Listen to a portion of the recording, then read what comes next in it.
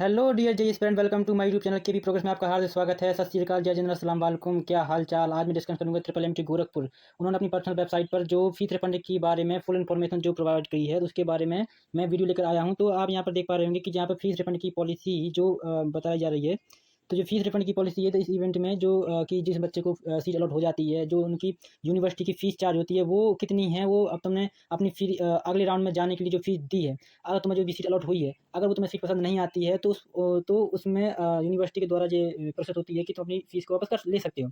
लेकिन उसके द्वारा कितनी फ़ीस कटती है, कितना प्रोसेस क्या रहता है, उस फ़ीस को काटने के बाद हमारी फ़ीस किस प्रकार से वापस आती है, कितना टाइम लगता है, उस सभी मैं डिस्कस करूँगा। और कितनी स्टेप में फ़ीस कटती है वो भी बतलाऊँगा, और कैसे कटती है और कितनी कटती है ये भी मैं बतलाऊँगा।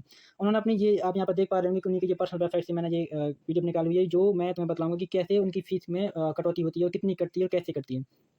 तो यहाँ पर देख पा रहे होंगे, यहाँ पर फीस रिफंड पॉलिसी के बारे में यहाँ पर दिया गया है। तो यहाँ पर पहली जो दिया है कि अगर तुम्हें सीट अलॉट हो जाती है और तुम्हें सीट मिलने के बाद तुम्हें पसंद सीट मिल गई और तुम्हें ब्रांच पसंद नहीं आ रही है, तो तुम्हारी जो टोटल यदि तो उन्होंने 90,000 कितना, अगर 90,000 उन्होंने फीस ली तुमसे, मान के चलो 90,000 फीस ली, तो उनमें से क्या होता है कि कितनी फीस कटती है। तो आप यहाँ पर देख पा रहे होंगे कि मात्र 6,000 टोटल फीस कितनी कटती है, 6,000। अगर उन्होंने 90,000 तुमसे फीस ली, जिसमें से 6,000 की उन्होंने क्या कर दी, कटौती कर दी। तो ये माने कि 84,000 जो होगी तुम्हारी फीस जो होगी वापस होगी। लेकिन किस प्रोसेस में वापस होगी, तो यहाँ पर 6,000 कौन-कौन से होते हैं। यहाँ पे 5,000 जो तुम्हारे डॉक्यूमेंट वेरिफिकेशन के होते हैं, जो तुम यहाँ पर देख पा रहे होगे, डॉक्यूमेंट वेरिफिकेशन के 5,000 कटते हैं। 1,000 जो तुम्हारी होती है, जो काउंसिलिंग में तुम प्रोसेस करते हो, पार्टिसिपेट करते हो, वो भी तुम्हारी ये पूरी कटती है। इसलिए टोटल जाके कितनी होगी, 6,000 हो गई। लेकिन अब ये तो कब होता है, अगर तुमने जो प्रोसेस चल रही है उसके पहले की है। अगर उस प्रोसेस जो चल रही है उसके पहले की, अगर तुमने मान के चलो तुमने एडमिशन ले लिया, कि कॉलेज में तुमने एडमिशन ले लिया, अगर उससे पहले की प्रोसेस है, 6,000 कटती है तब। मतलब अगर तुमने कॉलेज में एडमिशन लेने से पहले, अगर तुमने, या हम कह सकते हैं कि 3 राउंड के पहले अगर तुमने डिपॉज़िट कर लिया, तो उसके पहले का है ये कि 6,000 कट के तुम्हारी वापस आएगी टोटल।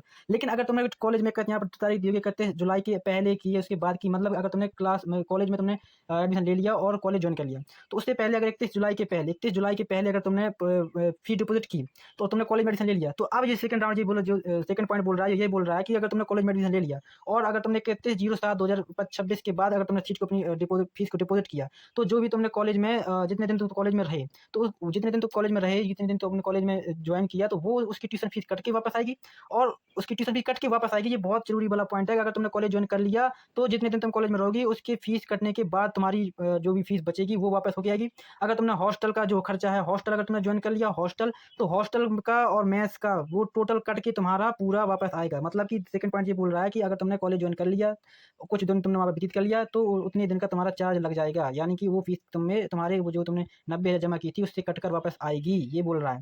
थर्ड पॉइंट क्या बोल रहा है, लेकिन हाँ, ये तीसरे पॉइंट में ये है कि अगर 31 जुलाई के पहले-पहले किया तो, क्योंकि अगर तुमने पहले-पहले कर लिया तो 31 जुलाई के पहले वो सीट किसी और को अलॉट हो जाएगी, ये प्रोसेस रहता है उसका। लेकिन अगर तुमने 31 के बाद किया, ये प्रोसेस अगर तुमने 31 के बाद अगर तुमने ये अप्लाई किया, तो तुम्हारी यहाँ पर कोई भी फीस वापस नहीं आएगी, यानी कि जो तुम्हारी ट्यूशन फीस होती है, ट्यूशन फीस वो रिफंड नहीं होगी, ना ही तुम्हारा हॉस्टल का रिफंड होगा, ना ही तुम्हारा मेस का रिफंड होगा, कुछ भी रिफंड वापस नहीं होगा। मतलब तुम्हारी कोई भी फीस वापस नहीं आएगी। हाँ, वो एक्स्ट्रा आता है जो तुम्हारी, अभी यहाँ पर देख पा रहे हैं, यहाँ पे लिखा student leave after the last date of admission, university shall only refund the caution money. Caution money जो ये आप यहाँ पे देख पा रहे हैं, जो कॉजन मनी है ये रिफंड होगी। अब कह रहे भाई ये क्या होती है, कॉजन मनी क्या होती है, काफी बच्चों को पता नहीं होगी कॉजन मनी क्या होती है। देखिए, अगर जो हर एक यूनिवर्सिटी का अलग प्रकार का अपना रूल होता है कि भाई अगर तुम यूनिवर्सिटी में पढ़ रहे हो, तो तो वहाँ पर जो मान लो जो लाइब्रेरी है, सिस्टम है, वहाँ की बेंचेज हैं, कंप्यूटर है, अगर तुम वहाँ पे तोड़ फोड़ कर दे रहे हो, तो उसका खर्चा कौन भुगतान करेगा, वो तुम्हें खुद से भुगतान करना पड़ता है। तो जब यूनिवर्सिटी में एडमिशन लिया जाता है, तो 5,000 की जितनी भी, मतलब अलग अलग यूनिवर्सिटी का अलग अलग चार्ज होता है, तो इसका 5,000 मतलब 5,000 जो भी 5,000 10,000 जितना भी वो जमा कराते हैं, वो ये ले लेते हैं 5,000।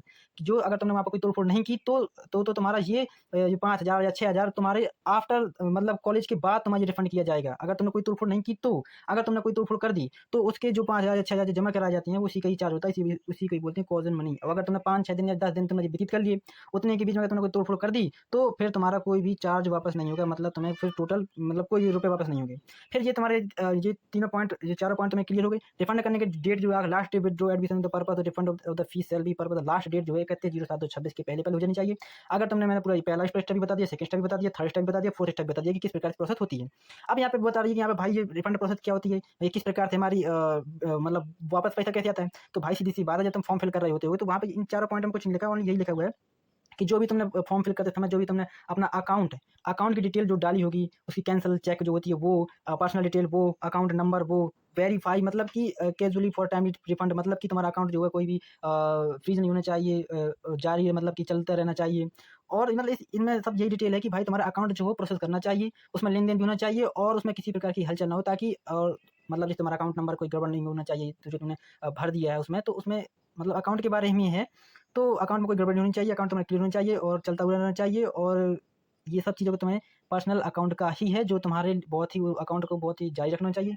अगर तुम्हारा ये सब सही रहता है, तो यहाँ पर आप देख पा रहे होंगे कि करीबन टाइम जो 3 से 4 मंथ का जो refund, such refund usually take 3 months time after the last date of verification. अगर तुमने लास्ट डेट वेरिफिकेशन के पहले अगर तुम कर रहे हो, तो जो तुम्हारी जो रिफंड फीस है, जो तुम्हारी रिफंड फीस है, वो तुम्हारी 3 से 4 मंथ के बीच में तुम्हारी आएगी। और तुम्हें मैं पहला, ये दूसरा, ये तीसरा, ये चौथा राउंड बता ही चुका हूँ। चारों जो स्टेप है वो तुम्हें क्लियर कर चुका हूँ, किस प्रकार से प्रोसेस होती है, किस प्रकार से फीस वापस आती है। तो इस चीज़ों को ध्यान में रखते हुए, और ये मैंने पूरा वीडियो बनाया है। मेरे इसी प्रकार की वीडियो जानने के लिए मेरे चैनल को सब्सक्राइब करें। बाकी आपकी मर्ज़ी। Thank you for watching my video.